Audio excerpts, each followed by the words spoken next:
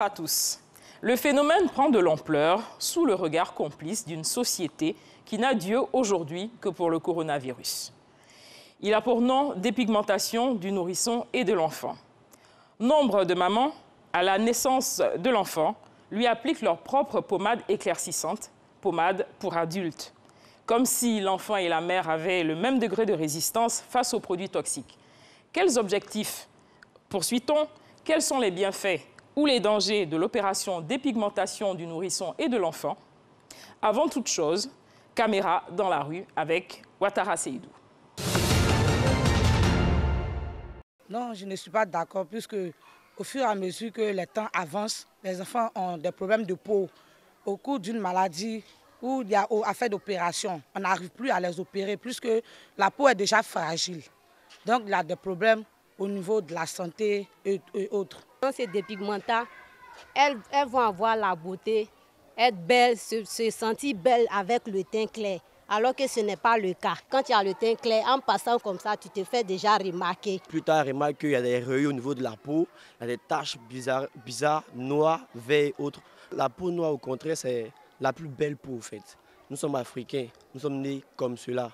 On ne peut pas changer de peau. Je ne vois pas la réelle raison même de vouloir changer de peau. On est noir, on grandit noir, on va mourir noir. Au contraire, c'est une belle peau. Il y a les gens qui viennent et disent je vais arranger mon teint, que ça soit bronzé un peu. Il y a les gens qui utilisent pommade mal. Il y a les gens qui utilisent mal, il y a les gens qui utilisent bien, quoi.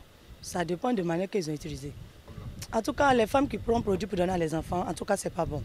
Moi, bien sûr, je vends les pommades, même mes enfants ne prennent pas produit.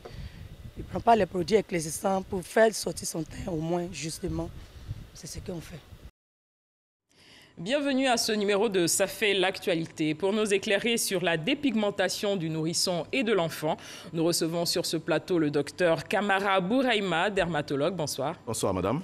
Le docteur Sanogo Ismaël Angelo, médecin psychiatre en service au Centre régional de formation à la lutte contre la drogue à Grand-Bassam. Bonsoir. Bonsoir. Peut-on dire, docteur Kamara Bouraïma, que la dépigmentation fait du bien à la peau? D'une façon générale, la dépigmentation, c'est quoi? Je pense qu'il faut que tout le monde doit savoir ce que c'est que la dépigmentation. C'est l'usage de produits ou bien de substances qui contiennent des principes actifs dépigmentants, envie de, si vous voulez, éclaircir la peau, envie de devenir clair. C'est un phénomène qui touche tous les continents, qui touche tout le monde, qui touche tous les âges, tous les genres aussi, les hommes comme les femmes. Et aujourd'hui, on parle de plus en plus de la dépigmentation de l'enfant et du nourrisson. C'est vrai, c'est une réalité qu'on constate tous les jours dans nos consultations. Docteur Sanogo Ismaël, vous êtes médecin psychiatre. Sur le plan sociétal, on se pose des questions relatives à cette manière de faire. Oui, on se pose véritablement cette question parce que de plus en plus, on se rend compte que dans un premier temps, parler de dépigmentation de la peau du nourrisson, ces enfants, ce sont des enfants, c'est une catégorie d'âge qui ne dépend pas d'elle-même.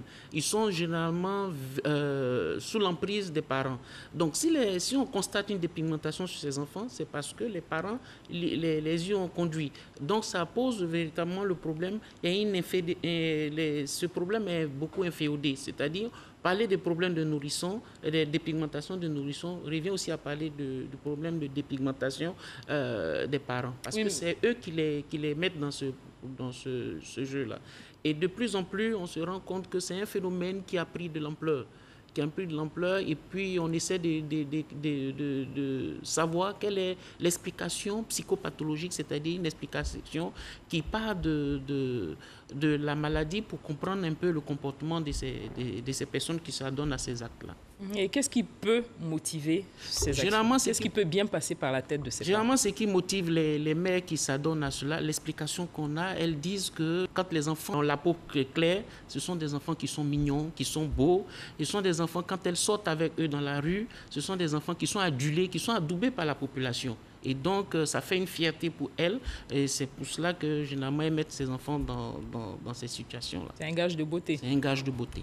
Voilà. Docteur Kamara, vous avez été, dans la pratique de votre profession, confronté à des cas de nourrissons et d'enfants dépigmentés?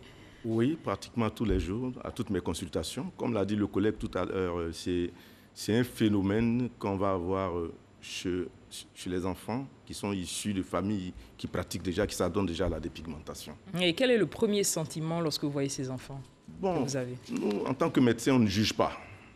Encore qu'on ne condamne pas. Nous, si vous voulez, nous sommes là pour régler des problèmes. Quand ils arrivent, c'est un problème pour nous, eux, ils ne savent pas. Nous, on essaie de régler le problème. C'est parce que vous êtes habitué que ça ne vous dit plus rien, ou c'est parce qu'il y a peut-être une colère quelque part, ou d'abord une tristesse? Nous ne faisons jamais ressortir notre sentiment propre devant ce genre de situation. Peut-être à la fin de la consultation, nous donnons des conseils aux parents pour ne pas aboutir aux complications. Parce que comme on l'a dit tout à l'heure, dans l'élément qui est passé, il y a une dame qui a dit que les enfants ont plus en plus de problèmes de peau.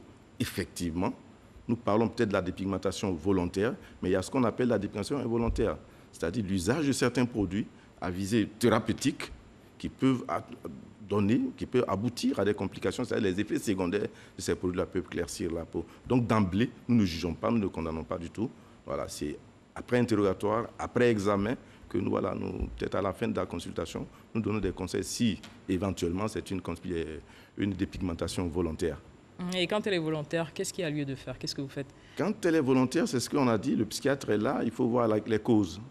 Pourquoi est-ce qu'on s'adonne à cette dépigmentation? D'abord chez l'adulte, qui va se répercuter chez l'enfant, et puis essayer de lutter contre ces causes-là. Généralement, ils l'ont dit dans l'élément qui est passé tout à l'heure, on dit que c'est généralement les femmes. Sinon, aujourd'hui, les hommes aussi se dépigmentent. On dira quoi? La femme claire attire, la femme claire rayonne, la femme claire attire le bonheur. Les hommes aiment les femmes claires. Je veux arranger mon teint, je veux avoir un teint. Voici généralement les raisons pour lesquelles les adultes se dépigmentent.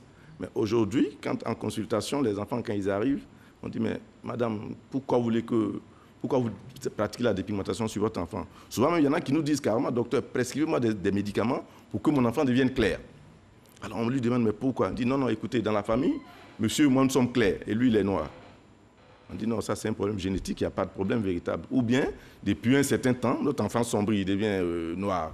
Mais c'est normal. Si l'enfant qui est né, il était dans le berceau, protégé contre les rayons du soleil, et qu'il sort, c'est tout à fait normal qu'il sombrisse. Donc, il n'y a pas de jugement en tant que tel. C'est déjà comprendre pourquoi est-ce que ça s'est fait, et puis aller contre ce pourquoi-là, véritablement. Docteur Sanogo, est-ce qu'il y a lieu de parler de maltraitance dans ce cas-là? D'une forme de maltraitance? C'est une forme de maltraitance parce que il y a une violation ici de l'intégrité physique de ces enfants-là. Sachant que ce sont des enfants, c'est une tranche d'âge, comme je l'ai dit tantôt, c'est une tranche d'âge qui ne parle pas, qui n'arrive pas à s'exprimer, donc qui subit l'influence des parents. Donc c'est une forme de maltraitance. Parce que quand on regarde, quand on essaie de voir les motivations encore, on se rend beaucoup plus compte que les parents qui essaient de changer, de se faire dépigmenter, sont des gens qui ne sont pas fiers de la couleur de leur peau. Et donc ça pose ici un problème psychologique déjà. Donc quand on n'est pas fier de sa peau et on a tendance à vouloir ressembler à des stars, à des icônes qui ont déjà fait cette dépigmentation-là. Donc on est porté, on a cette pression-là. Il y a d'abord l'effet de mode, ensuite on a la pression sociale. Généralement, quand on vit dans un environnement où tout le monde se dépigmente, on a tendance à entrer parce que c'est un effet de mode. C'est un effet de mode. Et quelquefois, on a des causes psychologiques. Parce que chez nous, en tant que thérapeute, la dépigmentation, c'est passer de la peau noire à la peau claire, par l'usage de produits cosmétiques. Et donc, cet usage de produits cosmétiques-là nous ramène à un phénomène patent, c'est que ces personnes-là sont en souffrance. Une souffrance psychologique, une souffrance morale qu'il faut essayer d'exorciser, c'est-à-dire causer avec ces individus-là pour essayer de les ramener à l'ordre normal. Ce n'est pas facile parce que quand on regarde, depuis la période coloniale, depuis toutes ces périodes-là, il y a eu un effet valorisant de la peau blanche. La peau blanche, c'est une peau qui est adulée, c'est une sublimation et tout ça. Et donc, ça amène les gens à rejeter leur peau, à vouloir avoir cette peau-là et pour beaucoup plus paraître. Voilà.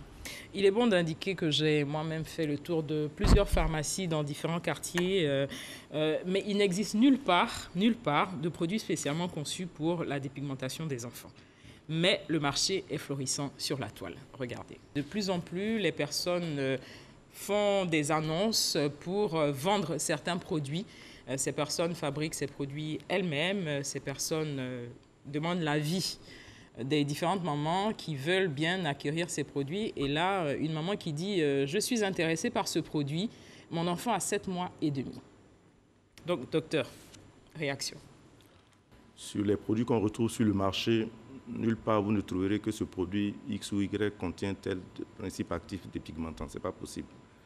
Je vais citer comme ça pêle-mêle les actifs dépigmentants. Il y a l'hydroquinone qui vient en première position. Mercure. Il y a les corticoïdes. Il y a le mercure. Il y a certains acides de fruits. Il y a même le glutathion. Alors, comme je l'ai dit, on ne verra jamais sur le produit, sur l'emballage du produit, dire que ça contient tel ou tel actif dépigmentant. Ce n'est pas possible. Pour des soucis marketing ou commerciaux, on ne dira jamais ça. On dira juste c'est un produit pour réhydrater la peau, pour sortir le teint légèrement. Mais jamais on ne fera de la publicité dans ce sens-là pour dire que ça contient des produits actifs. Mais sinon que... Et dire directement, docteur, ce sont des produits éclaircissants pour bébé qu'on affiche comme ça, c'est dit directement. C'est rare. Mais rare. On vient de le voir tout à l'heure. C'est rare. Généralement, on ne met jamais ce genre de... En tout cas, les produits qui nous a été donné de voir sur le marché, on ne mettra jamais, si vous voulez, ce mot-là pour dire que c'est un produit dépigmentant pour l'enfant. Donc, c'est une anarque. C'est une anarque. Généralement, c'est ce qu'il dit. Parce que si on met, alors que la loi le condamne, peut-être même la boutique peut être condamnée, le propriétaire de la boutique peut être condamné. Du coup, on ne mettra jamais. Mais c'est une grosse arnaque, en fait. C'est hallucinant, docteur Sanogo. Notre société est-elle en folie? Oui, pour moi, je peux le dire que notre société est en folie parce que on voit aujourd'hui sur tous les réseaux sociaux des gens qui vendent les produits. Et généralement, la population aujourd'hui s'identifie aux réseaux sociaux. On a des icônes, on a des gens qu'on connaît, je dirais les noms, mais qui passent par ce canal-là pour vendre les produits. Et ce qu'on constate, et qui est très important, c'est que l'enfant soit en dehors ou au sein du ventre de la maman, toute utilisation du produit touche l'enfant. Et même pendant la grossesse, il y a des femmes qui continuent de se dépigmenter. Mais en se dépigmentant, c'est qu'elles oublient, c'est que le produit passe la barrière placentaire et touche l'enfant. Et on a des enfants qui naissent, je le dis sous le couvert de mon collègue Demato, c'est que les enfants naissent avec des complications qui peuvent toucher soit les organes, il y a le foie, le rein, qui peuvent toucher même aussi le système nerveux. Et on se rend compte qu'il y a des enfants qui naissent mais qui ont des malformations. Il y a des enfants qui naissent tout petits. On parle d'enfants hypotrophes, mais qui ne peuvent pas, qui dans le développement, n'atteignent pas le développement staturopondéral normal. Et donc ça, ce sont des complications qu'on voit. Mais généralement, ce sont des complications qui se font sur le long terme. Sur le long terme. D'emblée, quand on le fait, on ne sent pas les complications, mais c'est sur le long terme. Parce que quand elles commencent, les enfants sont clairs, mais elles veulent maintenir cette coloration-là, et donc elles continuent de mettre ces produits-là qui, in fine, finiront par donner cette pathologie. Oui, docteur. Alors, pour rebondir un peu sur ce que le collègue vient de dire, il y a 2 types de complications. La première complication, c'est la complication directe sur la peau. Voilà, c'est des complications infectieuses, bactériennes, virales, parasitaires. Et il y a les complications non infectieuses. C'est quoi? C'est les vergetures qu'on va voir. C'est les hyperpigmentations des saillies osseuses qu'on appelle généralement quinto. C'est le vieillissement de la peau. C'est les mauvaises odeurs. C'est les ochronoses. Généralement, nous, on appelle ça dos de marmite. Vous verrez sur le dos de la dame ou bien de l'homme une plaque noirâtre. C'est les ochronoses. Bref, il y a ces complications-là. Et puis, il y a les complications systémiques. Comme il a dit, quand on prend le produit, quelle que soit sa forme galénique, c'est-à-dire que ce soit une crème, une pommade, une injection ou un comprimé, à un certain moment, il va passer dans le sang. Et à partir de ce moment, il va commencer ces complications systémiques. Donc, si la femme est enceinte, qu'elle porte un bébé et qu'elle utilise ce genre de produit sur un longtemps, forcément, ça passe dans le sang, ça traverse la barrière placentaire, comme il a dit, et l'enfant sera touché, il va naître avec des complications. Bien entendu, la dame elle-même ou bien le monsieur lui-même feront des complications systémiques. C'est quoi? C'est l'hypertension artérielle, c'est le diabète, c'est l'insuffisance rénale, c'est certains cancers de peau. Et chez les enfants aujourd'hui, c'est l'hypotrophie dont il a parlé, avec un retard de croissance. C'est les enfants qui vont naître avec beaucoup de poils, c'est l'hyperpilosité, et il y en a beaucoup comme ça. Mais c'est des complications systémiques dues au passage de produits dans le sang. Pensez-vous, docteur, que les pères puissent donner leur accord à leur épouse, leur compagne pour cette pratique, docteur Sanogo? Généralement... Parce que ça se fait en secret, c'est la maman qui lave le bébé. Les pères sont rarement informés. Quoique, il existe aussi des hommes qui se dépigmentent. Tout à fait. Ouais, mais généralement, quand on fait une certaine proportion, les hommes, généralement, les pères sont pas informés. Voilà, sont pas informés. Docteur Camara, est-ce que vous pensez que ces dames connaissent les conséquences de la dépigmentation? Je dirais d'emblée non. C'est parce que si elles savaient ce que c'est que les complications de la dépigmentation, elles n'allaient pas la pratiquer. Voilà. Tout à l'heure, il l'a dit, généralement, les hommes ne sont pas trop impliqués. Moi, sur 5 consultations de nourrissons ou d'enfants qu'on veut dépigmenter, c'est la maman qui le dit. Hein. Écoutez, docteur Despiens, mon enfant sombrit. Depuis qu'il est né, il a peut-être 2 ans, machin, il sombrit. Ou bien, docteur, le papa et moi-même sommes clairs. Pourquoi lui, il est noir? Donc, généralement, c'est la femme qui fait un souci, qui se focalise sur ce problème-là. Sinon, l'homme, généralement, quoique certains hommes s'adonnent à la dépigmentation, mais dans ma consultation de tous les jours, c'est généralement les femmes qui se plaignent. Mais elles ne connaissent pas les complications. Donc, c'est l'occasion de demander au père de faire plus attention, peut-être? Bien sûr, bien sûr, bien sûr. Tout à l'heure, peut-être on va lancer l'appel. Il faut faire une sensibilisation vraiment très importante là-dessus. Donc, finalement, aucun gain véritable enregistré?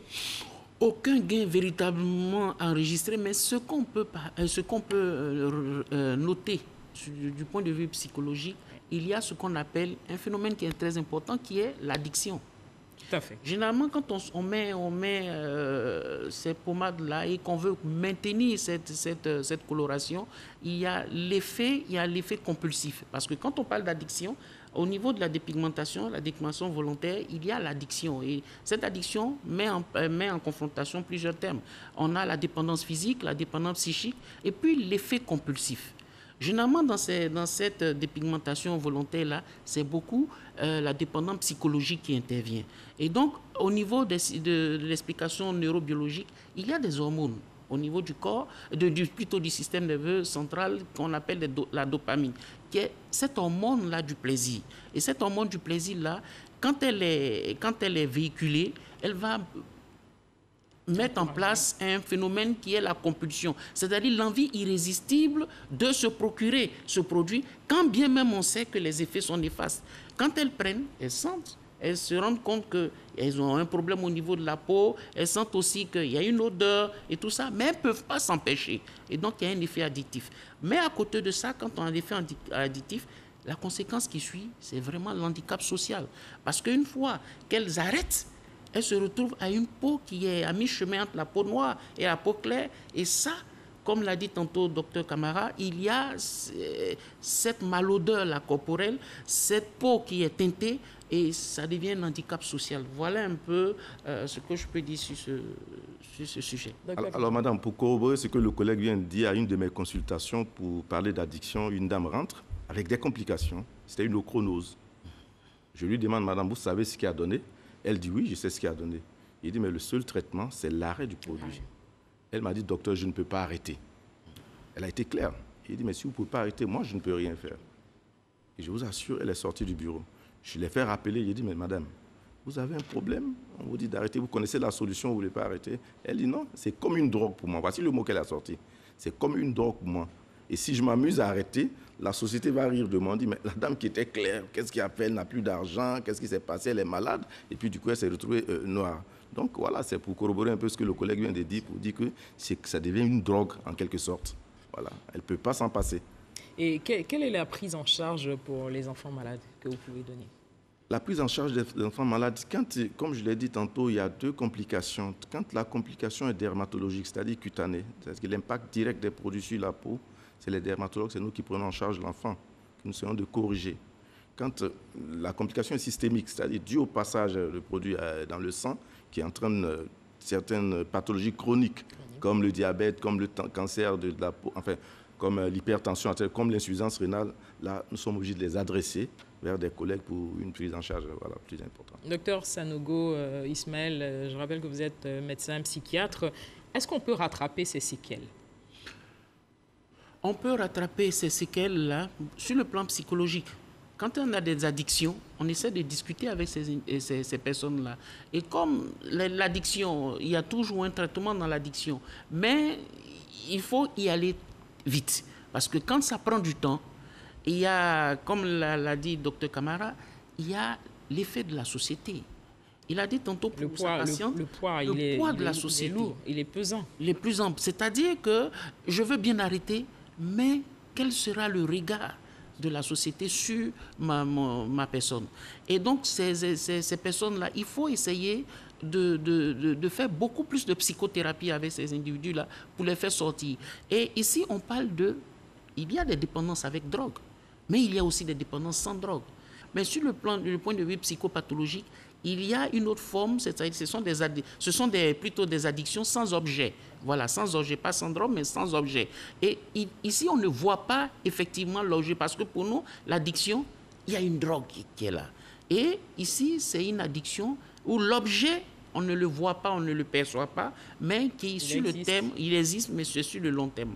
Voilà. Mais il faut sensibiliser ces dames-là. Il faut faire des campagnes, il faut leur parler. Parce que je pense que la résolution de ce problème-là va passer par la sensibilisation et surtout par la reconnaissance. Dans un premier temps, il faut que les personnes reconnaissent. Elles apprennent d'abord à avoir un amour pour elles-mêmes.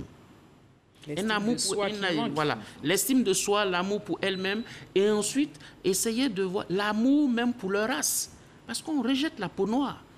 Donc, il faut un amour pour... Et deuxième élément, il faut aussi une reconnaissance, il faut un apprentissage aussi des conséquences de la dépigmentation de la peau. Voilà. Des campagnes de sensibilisation, on en parlait tout à l'heure, ne cessent d'être menées pour dissuader les personnes désireuses de tenter cette aventure.